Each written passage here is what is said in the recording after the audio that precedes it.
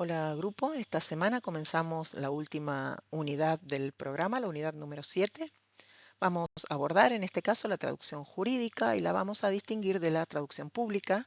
Vamos a entender cómo operan los colegios profesionales en Argentina y también ver cómo todo esto impacta en nuestro rol como traductores.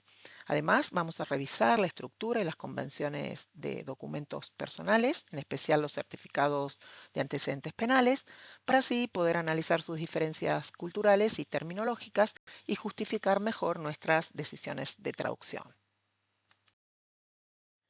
Y para poder cumplir con los objetivos de esta unidad, vamos a comenzar por diferenciar dos nociones que suelen confundirse. Por un lado, la traducción jurídica, que es la que se refiere simplemente al tipo de texto que estamos traduciendo y que es cualquier documento cuyo contenido pertenece al ámbito del derecho. Para poder traducirlo, vamos a necesitar competencias específicas del discurso jurídico. Por el otro lado, la traducción pública, que no se define por el tema, sino por el régimen legal.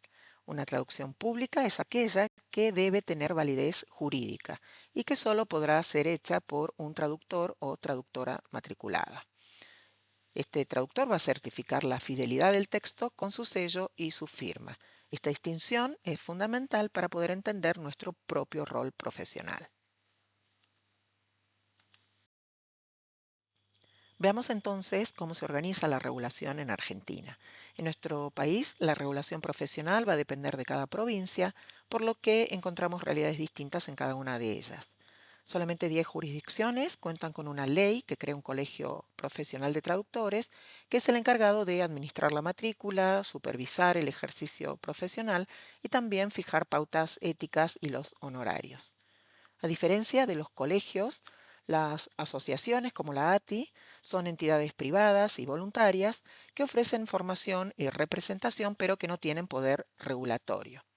Comprender este mapa institucional es clave para saber dónde y cómo pueden certificar las traducciones públicas y qué requisitos tiene cada jurisdicción. Es importante entender cómo se vincula todo esto con nuestro desempeño profesional. Tener un título de traductor especializado no nos va a habilitar automáticamente para hacer traducciones públicas, ya que para esto necesitamos obtener la matrícula correspondiente. Sin embargo, la mayor parte de los textos jurídicos que circulan en empresas, en universidades o en instituciones no van a requerir certificación, por lo que pueden ser traducidos profesionalmente por traductores especializados con una sólida competencia en el discurso jurídico.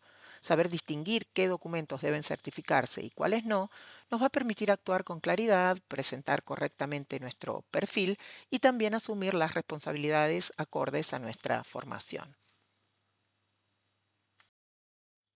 Esta semana abordamos la traducción de los documentos personales y vamos a tratar de entender qué hace particulares a este tipo de documentos. Son textos registrales con una estructura fija y elementos formales muy marcados, tienen sellos, tienen membretes, tienen anotaciones, espacios en blanco y también pueden contener información manuscrita. Cuando se traducen, la traducción deberá ser reconocible como traducción pública, por lo que no copiamos el diseño, sino que lo describimos cuando corresponda. El foco en este tipo de traducciones está en respetar la terminología propia del género y en garantizar que todas las autoridades puedan cotejar con claridad el texto original y el traducido. Y para comprender cómo traducir bien los documentos personales, es clave reconocer que cada sistema registral va a funcionar distinto según el país y que eso va a impactar directamente en nuestras decisiones de traducción. En Argentina, aunque la ley 26.413 fija qué datos debe contener un acta, cada provincia diseña su propio formato. Esto significa que podemos encontrar documentos visualmente muy diferentes. Por ejemplo, una partida de nacimiento entre una provincia y otra podrá tener una distribución diferente de los datos, de los sellos, de los cuadros y de los membretes. Es por esto que como traductores vamos a necesitar identificar la información obligatoria y poder trasladarla con claridad independientemente del diseño que cada provincia tenga. En el Reino Unido, en cambio, los certificados, los documentos personales son mucho más uniformes y estandarizados. La redacción es más concisa y directa, no varía entre las distintas jurisdicciones. Por su parte, por ejemplo, Estados Unidos tiene un sistema descentralizado con 57 áreas registrales. Esto genera una enorme variedad de modelos y además muchos documentos incluyen datos médicos, estadísticos o de salud pública, como por ejemplo en un certificado de nacimiento el tipo de parto, el profesional que interviene, el número de embarazos previos o incluso indicaciones de raza y etnicidad. Esto los convierte en textos híbridos, es decir, que al mismo tiempo son administrativos y también médicos. Todas estas diferencias van a influir directamente en nuestro trabajo porque deberemos comparar macroestructura, identificar qué información es típica de cada sistema y también deberemos adaptar la traducción para que el lector del texto meta pueda interpretar correctamente lo que está leyendo. Se van a evitar así confusiones por diferencias culturales o terminológicas. Vamos a ver que para traducir documentos personales deberemos seguir criterios formales y técnicos muy estrictos para así garantizar la seguridad jurídica del texto. Lo primero que debemos saber es que la traducción se realiza siempre desde el original o desde una copia certificada. Luego deberemos trasladar todos los elementos visibles del documento, aunque no tengan contenido lingüístico. Esto es, describir si hay sellos, membretes, logotipos, marcas de agua, tachaduras. También deberemos describir los espacios en blanco o también las anotaciones manuscritas que pudieran encontrarse en el original. Es decir, no debemos imitar el diseño del documento, sino describirlo cuando corresponda. Por ejemplo, poner entre corchetes, sello ilegible, fotografía, palabra manuscrita, palabras tachadas en el original. Respecto de los datos sensibles, como fechas, números, nombres propios, deberemos respetar el formato del original, pero siempre asegurando la coherencia interna en el texto de llegada. Por ejemplo, si el documento original mezcla números y letras para las fechas, nosotros deberemos elegir un formato y mantenerlo de manera uniforme durante todo el texto. También deberemos tener especial cuidado cuando el formato de fecha del texto de origen pueda generar ambigüedad, como sucede con los documentos estadounidenses. A la hora de resolver problemas de traducción, entonces vamos a usar las distintas estrategias de traducción que conocemos. En cuanto a los documentos, como los certificados de antecedentes penales, por ejemplo, que abordamos esta semana en el trabajo práctico, que a menudo tienen redacciones poco naturales o frases excesivamente complejas, nuestro objetivo va a ser reorganizar esa información, obviamente sin omitir nada relevante, de modo que el lector pueda comprender el texto con claridad. La traducción debe ser fiel al contenido, pero también funcional para quien la recibe.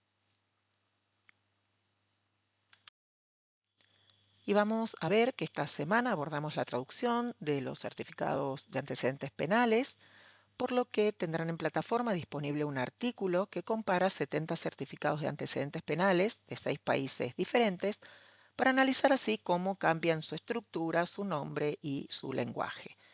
El objetivo aquí es brindar herramientas prácticas para entender y traducir este tipo de documentos. La lectura nos va a mostrar que la forma, la terminología e incluso el sentido también va a variar según cada sistema jurídico, lo que nos plantea grandes desafíos al momento de traducir. La autora de este artículo recopiló 70 certificados reales, 10 por país, y los comparó para ver cómo se llaman, qué nombres reciben en cada país, qué información contienen, si tienen sellos, firmas, datos personales, cómo funciona también el sistema burocrático para poder obtenerlos en cada lugar, en qué difieren los sistemas legales y qué problemas concretos aparecen al traducirlos entre el inglés y el español.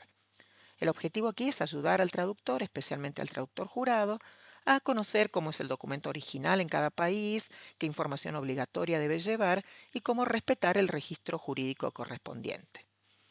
El final del artículo cuenta con varios links que pueden consultar para usar como modelo o texto paralelo y que nos va a ayudar muchísimo con la realización del trabajo práctico número 22. Tienen además una carpeta en la sección del material de lectura en la que encuentran un modelo de traducción pública con comentarios que los van a guiar con la traducción del trabajo práctico y también un documento en el que van a encontrar términos clave en inglés para la traducción de documentos penales. Vamos ahora al trabajo práctico de esta semana, el trabajo práctico número 22, en el que abordamos la traducción directa y la inversa de certificados de antecedentes penales. En cuanto a la teoría aplicada, esta semana deberán responder en plataforma un cuestionario cuya calificación se va a promediar con la de la traducción para obtener así la calificación final del trabajo práctico. En cuanto a la parte de traducción, como dijimos, van a encontrar dos fragmentos, uno para aplicar la traducción directa, otro la inversa. Recuerden traducir siguiendo exactamente el encargo profesional y completar únicamente la parte indicada en verde sin modificar el texto marcado en amarillo. Recuerden que tienen el artículo que examina los certificados de antecedentes penales de distintos países, que nos va a brindar una perspectiva intercultural que nos va a ayudar a evaluar posibles equivalencias y a fundamentar nuestras elecciones de traducción.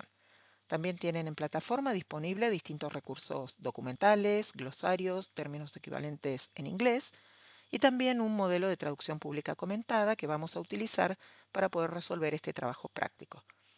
Recuerden que la traducción debe realizarse utilizando la plantilla ya provista, que es la que contiene el formato obligatorio de la traducción pública. Hasta aquí este video. Como siempre los espero en el foro de avisos por cualquier comentario o duda. Que tengan una muy buena semana. Saludos.